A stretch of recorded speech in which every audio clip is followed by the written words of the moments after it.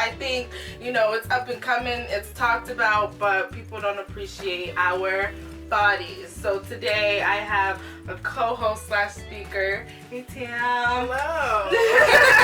And then I have my two lovely cousins who also, I'm thankful that they're part of this.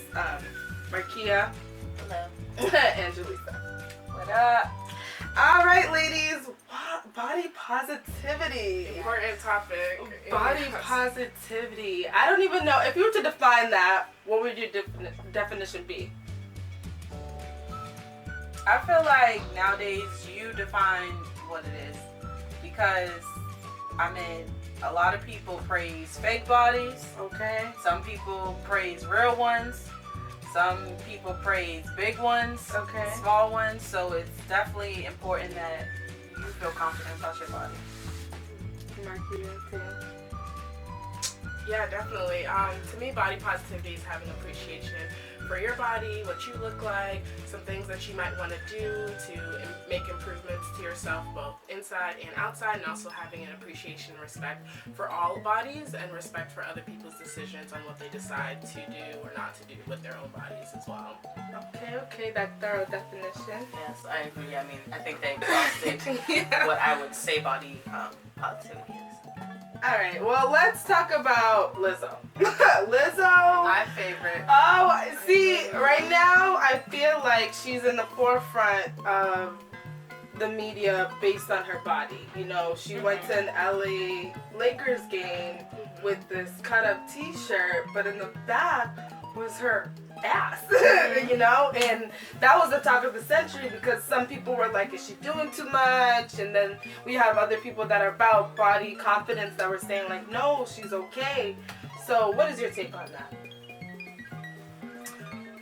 Say that specific incident it's a very like gray area because and this is an argument I've heard from another person as well, that it was at an event where there was like kids, like when I mean typically like it's a basketball game, so there's gonna be kids there. Kids watch basketball and Right. all the other stuff, but at the same time kids are very exposed to a lot of different things as well. Right. I'm sure they've seen skinny people or smaller people shake their ass and you know what I'm saying? So Yeah. it's like necessary for that event itself, maybe not, but her doing that on national television, that's her body. And she's showing others that like she's comfortable enough and confident enough to show off her body no matter what it looks like. So body positive, yes. Appropriate for that instance, gray area. Okay, Yes. I like that. Definitely I agree with like that's her body, that's not her business, like whatever clothes she puts on, that's for her to decide. In terms of what the function is, like I think about even the dancers slash cheerleaders that are on the court and what they're wearing, because I've been to a basketball game, like the youngest I've been to a basketball game I was maybe 11, and like the cheerleaders wear different outfits, like they have different levels of exposure and nobody's concerned about their outfits, or even when other celebrities go to games and like they're wearing just as much or less, or like maybe showing different parts of their body. Yeah. Like I've definitely seen different celebrities show more and get a lot less reaction. But the fact that she's Yes. a lot bigger and she's showing like her butt cheeks, which like it's skin to skin. She made that yeah, skin for herself. Yeah. Yeah.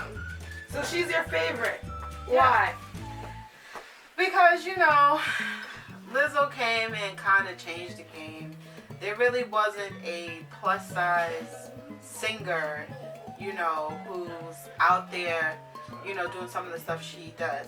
Now, I can't say that there is a time and a place for everything. Okay. But, however, I do agree when there are people walking out on the street with their nipples out as an accessory, you know, with the see-through shirts versus having on a bra or something, and kids are seeing it or they're walking past people, it's okay.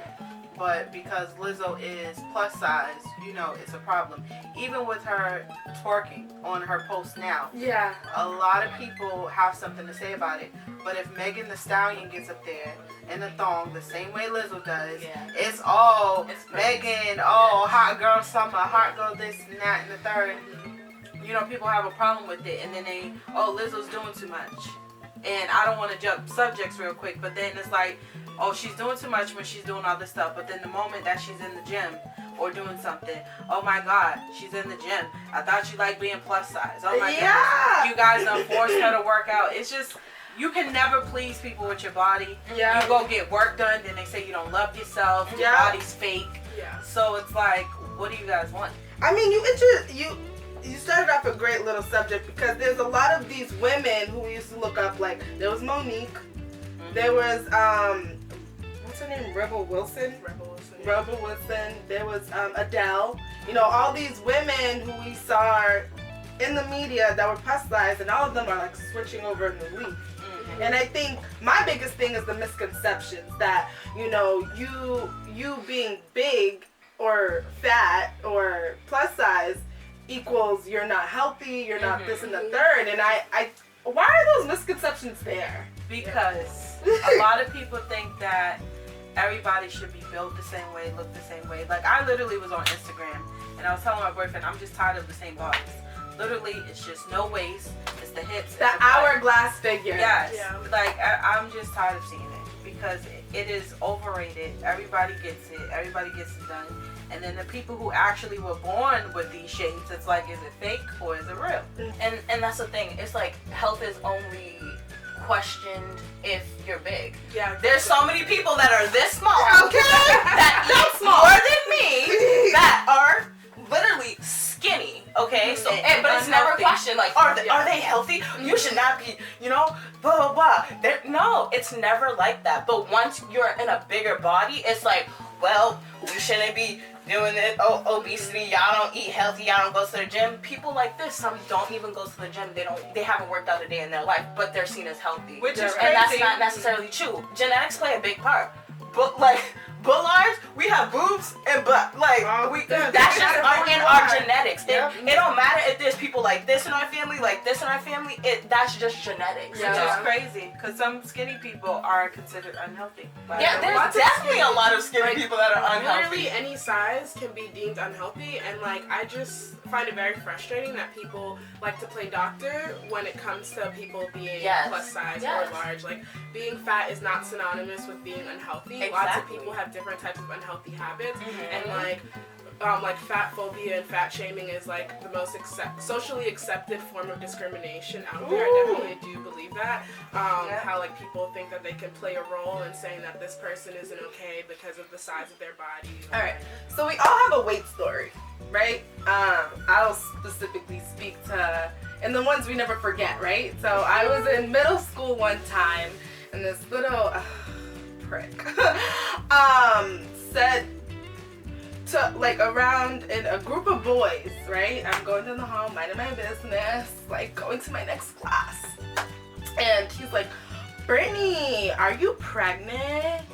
I remember that moment, like wanting to run, to hide. I was so angry. He got a piece of my mind. Those are moments that I feel like are so significant to our lives. You never forget them because you become so self-conscious. Like I was raised in a household that, you know, they're all majority skinny women.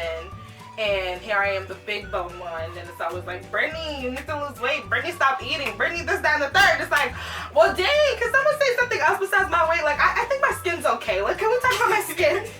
And so, what is everyone's weight story? And how have you been able to combat, you know, some of the things that people said to you?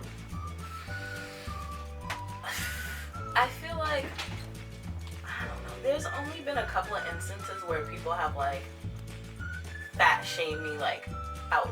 Well, I don't know, like I remember in 8th grade somebody called me a meatball. I cried. That was the first time I ever like cried in school, and I was in 8th grade. I'm like, what the fuck am I crying about? But I just want to go back to a moment, like I'm gonna go back to when I was 10. So it wasn't what others thought about me, it was what I thought about myself at the time. So I would always like journal things. And I had a goal to lose 10 pounds in a week. Completely oblivious to how weight loss works and all that other stuff. I can laugh about it now.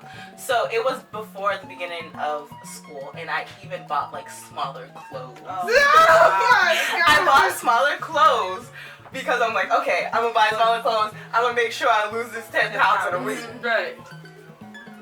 It didn't happen. I just had to wear smaller clothes. Yeah, very silly, but like, yeah. But like, as I reflect on that time and like, wow, like, I wasn't like, why would that be a goal of a 10-year-old to Right. lose 10 pounds in a week? Me, I didn't have a choice because in my family, they're going to give it to you raw, whether you want to hear it or not. So growing up, I don't feel like I was fat shamed, but I was told I was fat. So in my family, because of health issues and conditions, a lot of my family members would be like, hey, you know, you need to slow down, or you picking up weight, you need to put down a cheeseburger, you need to stop taking her to McDonald's, she need to sit down and eat some cooked food, you know. And then another thing my family would do is, oh, you can't get up till you finish everything on your plate as a kid. So yeah, you know, my stomach, do you hear that? My stomach is full, literally. Yeah. My stomach's full, and I'm sitting here because I can't go outside with my cousins, but I gotta finish my plate. Yeah. Because, you know, I don't want to waste food. You guys don't like wasted food. So, you know, as a child, I was given a bigger portion, so that would stretch my stomach out. But my family, they have always been, you know, transparent, and they would tell me things before the world got to tell me things. Oh. So when I go out to the world and you guys tell me that I'm fat, I'm like, okay, like, man, it's really not you shaming me because I already get it. Yeah, I definitely noticed how much I would put like my size at the forefront of how I felt about myself. I think I don't have any like super explicit stories. I think a lot of like the fat phobic comments came in the form of microaggressions, especially when it came to my families, even if it was like noticing like, oh, Tamara, you lost a little bit of weight, or you gained a little bit of weight, instead of, well, you've been active, like really enjoying playing sports, versus, oh, it's your off season, so you're not as active, and just noticing my body size rather than like the things going on in my life that might change not even just my size but also my behaviors as well. So I definitely got a lot of that. In terms of like my body size, I did always notice when I was bigger than my friends or smaller than my friends. Like that was always something I noticed, and like the size and shape that women are supposed to be, especially because I remember I went for like a doctor's appointment in 6th grade and I weighed 120, which isn't very big, and then I told my brother and he was like, oh, that's not good. Like that was like too big for an 11-year-old, which it wasn't. I just like was going through changes, and that was one of the effects of my changes, is like I might be a little heavier than you were as a teen and things of that nature. So I definitely noticed that as well. And just looking back now, when I would like grow older and like look back on pictures, and I was like, wow, I was so skinny. Why did I spend so much time like not enjoying my size, or like being so ashamed of myself? And I think like sometimes we get this idea when we like look back, and it's just like I wasted so much time disliking myself in these aspects that really just don't matter, instead of just really focusing on myself and my growth and development, and just really loving myself the way I am. I think sometimes that would distract from it as well, or take away from it. Oh. Yeah. Well, ladies, I feel like we could talk about this topic for forever. Much for being on Value Talk Show and our little segment of valuable topics. This is a major one, and I hope that every woman out there feels, you know, comfortable in their skin at the end of the day. And you know, my grandmother once said to me, "Thin is in, but fat is where it's at."